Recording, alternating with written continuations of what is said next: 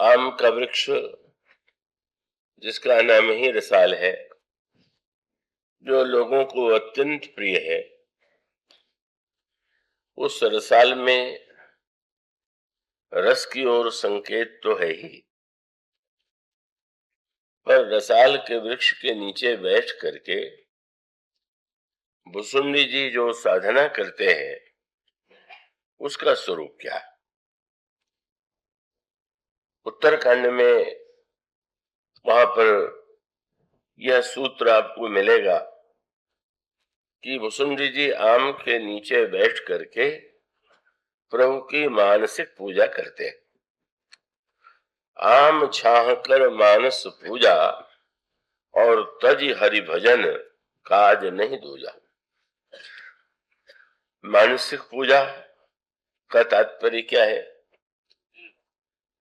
पूजा का एक रूप वह है जहां पर आप बहिरंग वस्तुओं के द्वारा भगवान की मूर्ति, भगवान का चित्र, भगवान का विग्रह या जिनके प्रति आपकी भगवत भावना हो, उनकी वस्तुओं के द्वारा पूजन करते हैं। उसका पूजन किया जाता है चंदन के द्वारा, माला के द्वारा, धूप दीप नैवेद्य के द्वारा। पर शास्त्रों का यह संकेत है, उपासना के ग्रंथों में इस बात पर बड़ा बल दिया गया कि बहिरंग पूजा के साथ साथ मानसिक पूजा भी की जानी चाहिए। और यह भी कहा गया कि मानसिक पूजा का महत्व जो है वो बहिरंग पूजा से भी अधिक है। तो ये जो पूजा के दो भिन्न रूप है, उसमें मानसिक पूजा को इतना महत्व दिया गया, और वह मानसिक पूजा आम के वृक्ष के नीचे का भुसुंडी के द्वारा की जाती है। इसका तात्पर्य क्या है? तो उसका मानो इन दोनों पूजा ये जो दोनों पूजा है, इन दोनों की ही हमारे जीवन में आवश्यकता है। कि हम यदि ये कहें कि केवल मैं मानसिक पूजन करूंगा, तो अगर सचमुच कोई व्यक्ति निरंतर मानस पूजा में ही संलग्न है तो उसके लिए कुछ कहने की आवश्यकता नहीं। जब कबीर का वह वाक्य आपने पढ़ा होगा तो उस वाक्य में वो इसी की ओर संकेत करते हैं। उन्होंने कहा, मैं जहां जहां चलता हूं वहीं पर मैं भगवान की परिक्रमा कर रहा हूं, और जो क्रियाएं, जो कार्य मेरे द्वारा संपन्न होते हैं का वही वस्तुतः ईश्वर की पूजा है। और खुले नेत्र से ही मैं भगवान का दर्शन किया करता हूं। जह जह चलो सोई परिक्रमा, जोई जोई करो सो पूजा, और खुले नयन हरि रूप निहारूं, भाव करूं नहीं दूजा। तो ये जो एक स्थिति है वो किसी विरले व्यक्ति के जीवन में वो वस्तुतः पूरी तरह से चरितार्थ होती है। वस्तुतः मनुष्य के साथ जो एक बड़ी विडंबना जुड़ी हुई है, और वो विडंबना उसको दृष्टिगत रख करके उपनिषद के एक मंत्र की ओर ध्यान जाता है। उसमें एक अद्भुत बात कही गई, अविद्या मृत्युम त्रित्वा विद्या मृतमश्नुते। माया के दो रूप है, विद्या और अविद्या। रामचरितमानस में भी भगवान श्री राम जब उन्होंने प्रश्न किया कि माया क्या है, तो उन्होंने माया का दो भेद बताया। उन्होंने कहा, तेहि कर भेद सुनहु तुम दो, और विद्या अपर अविद्या सो। अविद्या माया बंधन में डालती है, अविद्या माया दुख रूपा है, और विद्या माया जो है भगवान की वह माया शक्ति है जिसके द्वारा संसार का सृजन हुआ है। और उसको ठीक ठीक समझ लेने पर वो हमारे लिए अत्यंत कल्याणकारी नहीं होती है। तो इससे तो स्पष्ट ही है कि विद्या माया श्रेष्ठ है और अविद्या माया निंदनीय है। पर उसको संक्षेप में यूं कहें, मैं आशा करता हूं कि आप लोग इतनी संख्या में और यहाँ एकत्र हुए हैं और सभी प्रबुद्ध हैं, तो उसे आप पूरी एकाग्रता से सुनेंगे। का अविद्या और विद्या को अगर संक्षेप में कहना चाहे तो एक दृष्टांत है कि भगवान श्री राम से जब लक्ष्मण जी ने पूछा कि महाराज ये माया क्या है, तो भगवान ने कहा माया तो केवल दो शब्दों में ही समाई हुई, और वह क्या है? मैं अरु मोर तोर तय माया, यही बस कीने से जीव निकाया। मैं मेरापन, तू तेरापन, यही माया। अब विद्या और अविद्या के संदर्भ से इसे आप यूं समझ लें कि जैसे संसार में जब भी आप बोलेंगे, व्यवहार करेंगे, तो स्वाभाविक रूप से मैं और तू का भेद तो करना ही होगा। आप जब किसी से बात करेंगे, आप कहेंगे मैं करूंगा, या आपको ये करना है, या तुम्हें यह करना है, तो व्यवहार तो बिना भेद की स्वीकृति के नहीं चल सकता। पर जो भेद को परमार्थ सत्य मान करके उसे स्वीकार कर रहा है, वो अविद्याग्रस्त है। और जो भेद को केवल व्यवहार की भूमि पर स्वीकार कर रहा है, वह वस्तु तो विद्या माया को ही, विद्या माया की धारणा ही उसके जीवन में चरितार्थ हो रही। दृष्टांत के रूप में यूं कहें कि जब कोई रंगमंच पर अभिनेता नाटक में पात्र के रूप में कोई भाग लेता है, तो स्वाभाविक रूप से वहां उसके द्वारा प्रत्येक प्रकार की क्रिया होती है। उसमें पिता और पुत्र हैं, तो सचमुच अगर जो सफल अभिनेता है, जब वो अभिनय करता है और पुत्र के प्रति वह स्नेह, ममता, वात्सल्य प्रकट करता है, तो उसकी सफलता इसी में है कि दर्शक को वो बिल्कुल सही सही लगे। दर्शक को अगर वह अभिनय लग रहा है, तो फिर वो तो तन्मयता आ ही नहीं सकती, और वो अभिनेता की सफलता भी नहीं। तो उस समय जो अभिनेता अभिनय करता है, उस समय निश्चित रूप से उसे इस भूमि में ही अनुभव वह ठीक ठीक कर सकता है, जब वह स्वयं अपने आप में पितृत्व का अनुभव करे। दर्शक नहीं, अगर अभिनेता ही ये समझता रहे कि मेरा बेटा थोड़ी है, ये तो हमको केवल नाटक में बोलना है, तो भले शब्द दोहरा दे, पर का उसके बोलने में भी कोई स्वाभाविकता नहीं होगी और देखने वाले को भी वो प्रभावित नहीं कर सकेगा। तो जो चतुर अभिनेता है, वह तो अभिनय करते समय इतनी तन्मयता का परिचय देता है कि वह उतनी तन्मयता जो है साधारणतया व्यक्ति में भी नहीं दिखाई देती। वो मैंने कहीं पढ़ा था, वो जो बड़ा विश्व का प्रसिद्ध विदेशी हास्य अभिनेता था चार्ली चैपलिन, तो वहां पर किसी ने प्रतियोगिता रख दी कि जो चार्ली चैपलिन की सही सही नकल करके उतार देगा, उसको पुरस्कार दिया जाएगा। कई लोग सम्मिलित हुए और उसमें प्रथम, द्वितीय और तृतीय स्थान जो परीक्षक थे उन्होंने दिया, पर उसमें सबसे विलक्षण व्यंग यह था कि चार्ली चैपलिन स्वयं भी उसमें सम्मिलित हो गया। बताए बिना वो भी मंच पर आया और उसने अभिनय किया, पर जो वास्तविक चार्ली चैपलिन था उसे द्वितीय स्थान मिला, जो नकली था उसे प्रथम स्थान मिला। तो बड़ी विचित्र बात लगती है, पर विचित्र नहीं है। बात यह है कि जब किसी को तैयारी करना है, तो स्वाभाविक रूप से वो अपने आप को उसमें इतना तदाकार और तन्मय करने की चेष्टा करता है कि वो सचमुच वास्तविक की अपेक्षा भी वो उसकी वास्तविकता में अधिक आगे बढ़ जाता है। तो वो घटना स्वयं बड़ी स्वाभाविक सी है। तो इसका अर्थ ये हुआ कि अभिनेता की कुशलता यही है। और वो गोस्वामी जी ने यही कहा कि भाई भगवान के इतने अवतार होते हैं, तो क्या ये अलग अलग भगवान है क्या?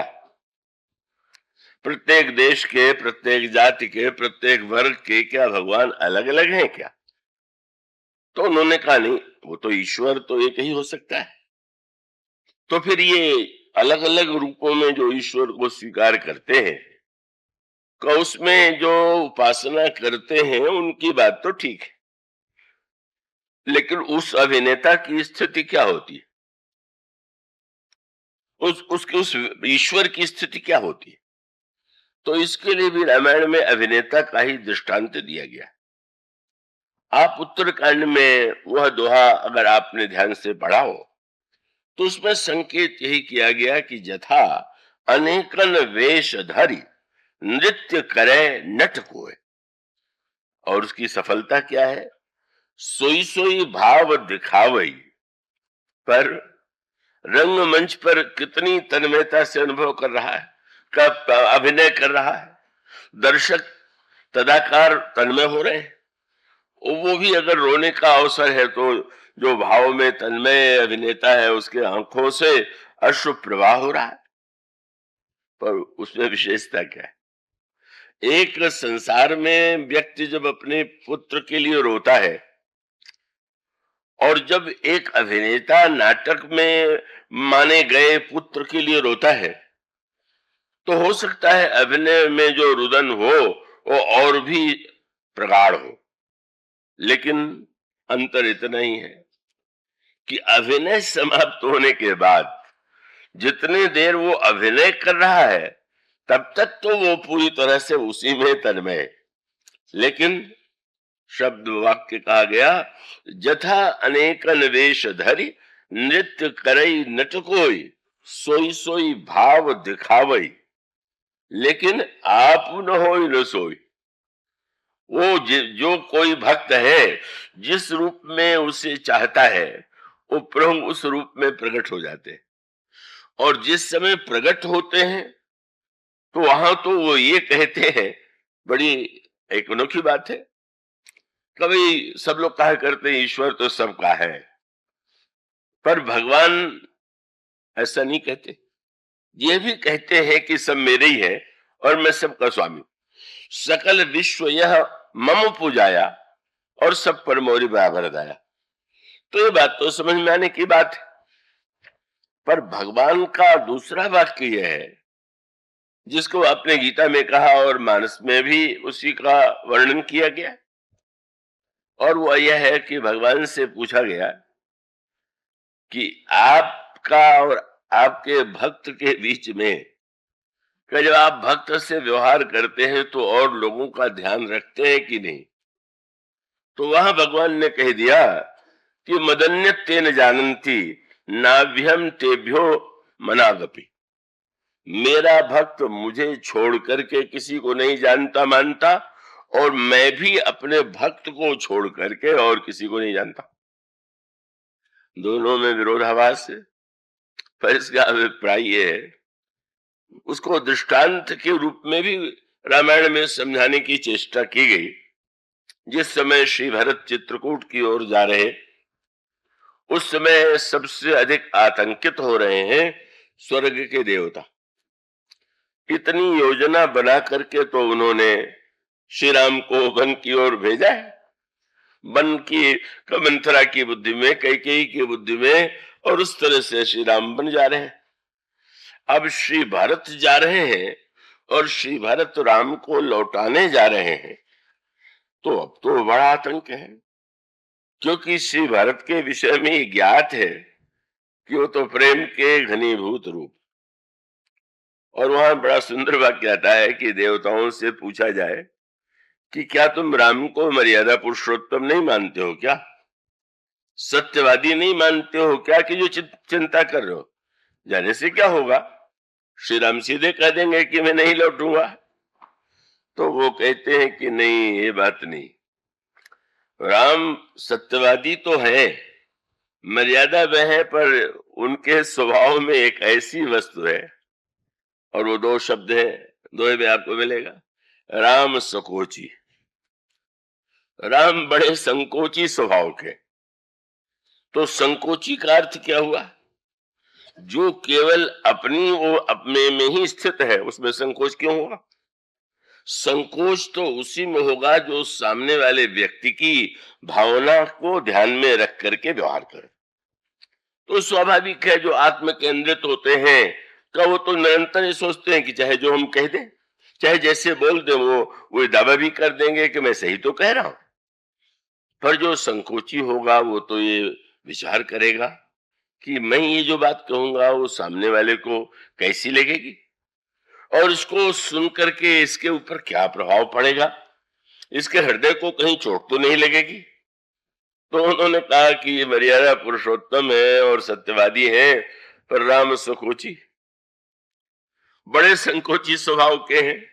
और वो पूरे मानस में श्री राम का संकोच जो है वो तो हर क्षण दिखाई देता है। और दूसरा वाक्य और सुंदर है, क्या बोले? वैसे तो ईश्वर स्वतंत्र माना जाता है। नारद जी ने तो यही आक्षेप किया, परम स्वतंत्र न सिर पर कोई। पर देवता कहते हैं कि वैसे भले ही स्वतंत्र हो, पर प्रेमियों के सामने स्वतंत्र तो रह नहीं पाते। राम सकोची प्रेम बस, और भरत बोले भरत सुप्रेम पयोध। भरत जी प्रेम के समुद्र है।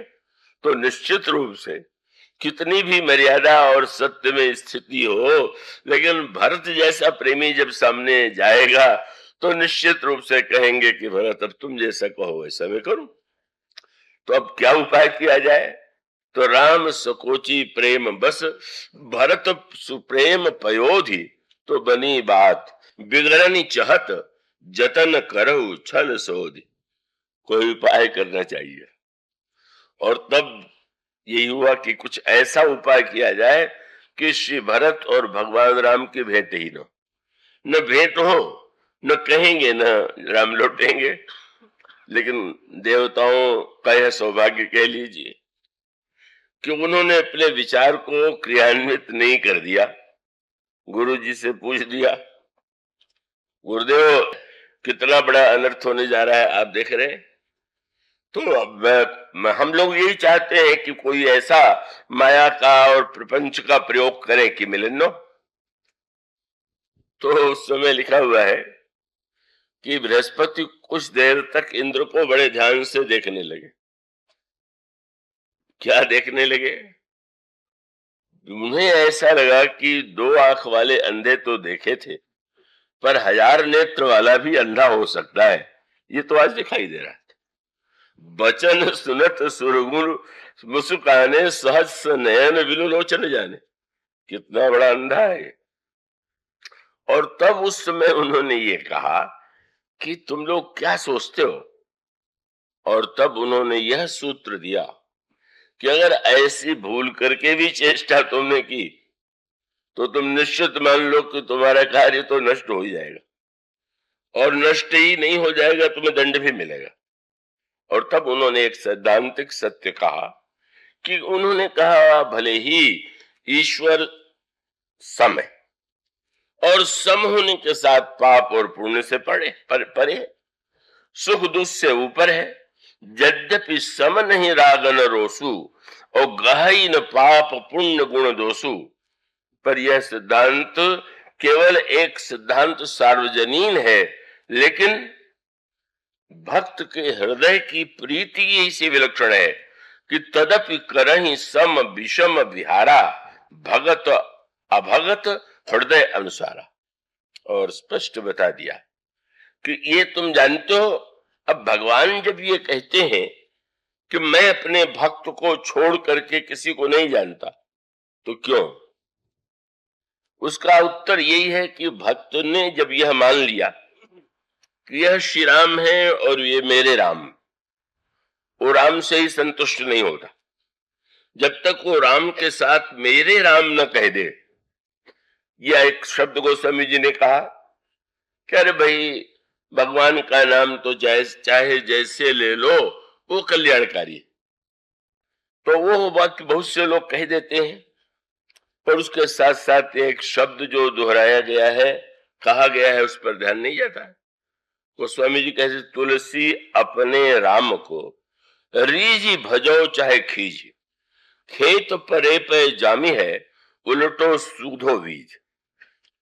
पर तुलसी अपने राम, आप कोई अतिथि आवे और उससे मनमाना व्यवहार करने लगे, चाहे जैसे बोलने लगे, चाहे से जैसा व्यवहार करने लगे, तब तो निश्चित रूप से आप असभ्य माने जाएंगे, सामने वाले को क्षोभ होगा। पर जिससे आपका अपनत्व तो इतना अधिक हो गया है कि जहां पर क्रिया से उस संबंध का कोई आधार नहीं है, वहां आप स्वतंत्र हैं। और इसका अभिप्राय है कि भक्त वह है जो केवल ईश्वर को ईश्वर के रूप में नहीं देखता, वह ईश्वर को अपने ईश्वर के रूप में देखता है।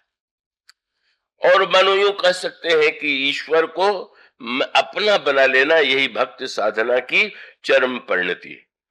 और ऐसी स्थिति में भगवान का नियम क्या है? ये यथा माम प्रपद्यन्ते स्ताम तथैव भजाम्यहम्।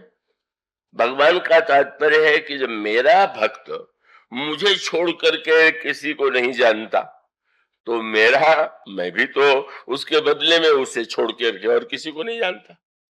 यह जो सूत्र है, वहां पर भगवान का एक रूप सर्वथा भिन्न है।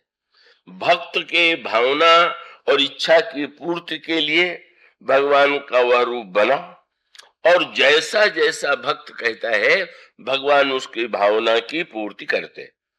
और वो अलग अलग रूपों में जो जही भाय रहा अभिलाखी, तेही तही कह तसी तसी रुचि राखे। तो वह ईश्वर जो प्रेम और भक्त के प्रति पराधीन है। और तब बड़ा महत्वपूर्ण सूत्र दिया बृहस्पति ने इंद्र को। भगवान का अवतार जानते हो क्यों हुआ? देवताओं ने कहा हमारा काम पूरा करने के लिए। तो देवताओं का तो कुछ इनमें तो कोई ठिकाना नहीं। रावण के सभा में हाथ जोड़ के खड़े हो जाए तो भी ठीक, राम की सभा में खड़े हो जाए तो भी ठीक।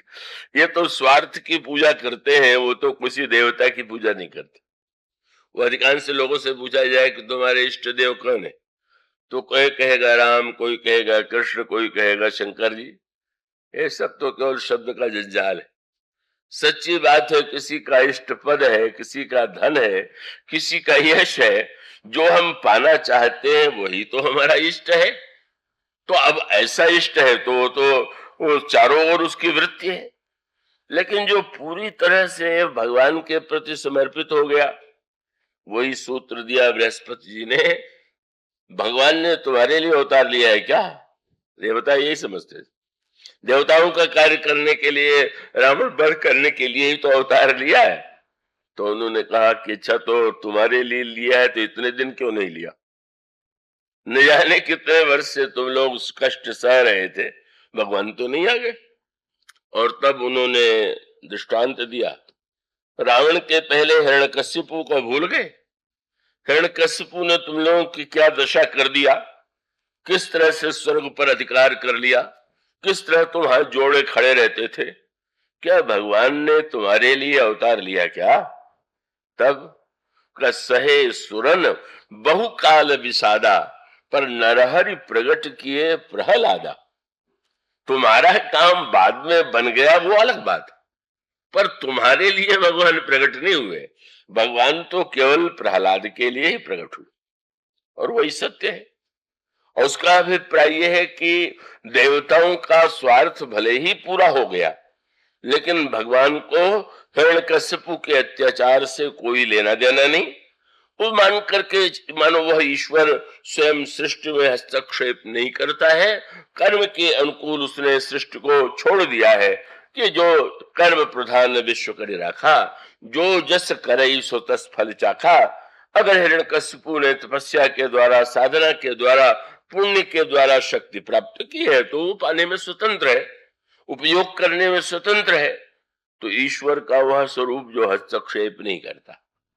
लेकिन नरहरि प्रकट किए प्रहलादा का वस्तुतः जब एक भक्त पर विपत्ति आ गई, प्रहलाद के ऊपर विपत्ति आ गई, तो प्रहलाद के लिए, वो तो प्रहलाद है कि जब हिरण्यकशिपु पूछता है तुम्हारा ईश्वर कहाँ है, और वे कहते हैं कि सर्वत्र है, और जब वो पूछता है कि क्या तुम में है, तो उन्होंने यही कहा कि है तो तुम में भी और मुझ में भी, कोई ऐसा स्थान नहीं। व्यंग में उसने कहा कि ईश्वर अगर इस खंभे में होता तो क्या तुमको मैंने जब बांधा तो वो तुम्हें छुड़ाने की, बचाने की चेष्टा न करता, जब मैं बांधने लगा तो न बनने देता। तो प्रहलाद ने हंस करके कहा कि खंभे में क्यों, क्या उस रस्सी में हमारे प्रभु नहीं थे क्या? तुम न समझ रहे थे कि रस्सी में बांध रहे हो, मैं तो समझ रहा था कि प्रभु के भुजा के बंधन में मैं बंधा हुआ, प्रभु मुझे गोद में लिए हुए।